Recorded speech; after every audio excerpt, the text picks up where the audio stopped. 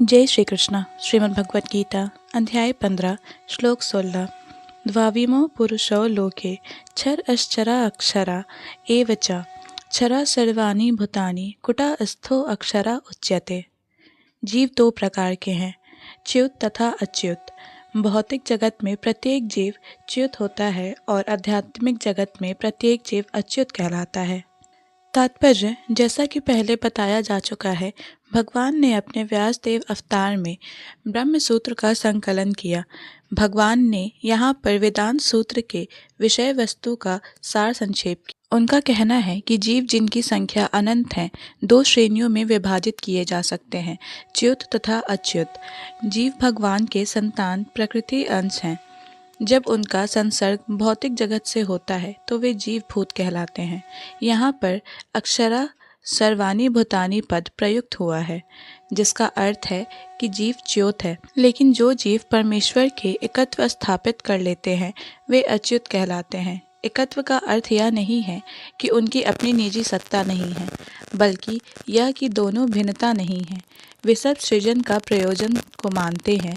निसंदेह आध्यात्मिक जगत में सृजन जैसी कोई वस्तु नहीं है, लेकिन चूंकि जैसा कि वेदांत सूत्र में कहा गया है, भगवान समस्त उद्भवों के स्रोत हैं, अतएव यहाँ पर इस विचारधारा की व्याख्या की गई है। भगवान श्री कृष्ण के कथा अनुसार जीवों को दो श्रेणियों में रखा गया है। वेदों में इसके प्रमाण मिलते हैं, अतएव इसमें संदेह करने का प्रश्न नहीं उठता। इस संसार में संघर्षरत सारे जीव मन तथा 5 इंद्रियों से युक्त शरीर वाले हैं, जो प्रयत्नशील हैं। जब तक जीव बद्ध है तब तक उसका शरीर पदार्थ के संसर्ग से बदलता रहता है। चूँकि पदार्थ बदलता रहता है, इसलिए जीव बदलते प्रतीत होते हैं। लेकिन आध्यात्मिक जगत में शरीर पदार्थ से नहीं बना होता, अतएव उसमें परिवर्तन नहीं होते। भौतिक जगत में जीव 6 परिवर्तनों से गुजरता है: जन्म, वृद्धि, अस्तित्व, प्रजनन, क्षय तथा विनाश। ये भौतिक शरीर के परिवर्तन हैं, लेकिन आध्यात्मिक जगत में शरीर परिवर्तन नहीं होता। वहाँ न जरा है, न जन्म है, न मृत्यु है। वे सब एक अवस्था में हैं। क्षरा सर्वाणि भूतानि। जो भी जीव आदि जीव ब्रह्मा से लेकर शूद्र चींटी तक भौतिक प्रकृति के संसर्ग में आता है, वह अपना शरीर बदलता है।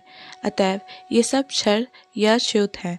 इनका आध्यात्मिक जगत में कोई भी मुक्त जीव सदा एक अवस्था में रहते हैं। जय श्री कृष्ण। भगवद गीता के सभी श्लोकों को सुनने और समझने के लिए हमारे चैनल को सब्सक्राइब करें। अगर वीडियो पसंद आया हो तो इसे लाइक और शेयर करें।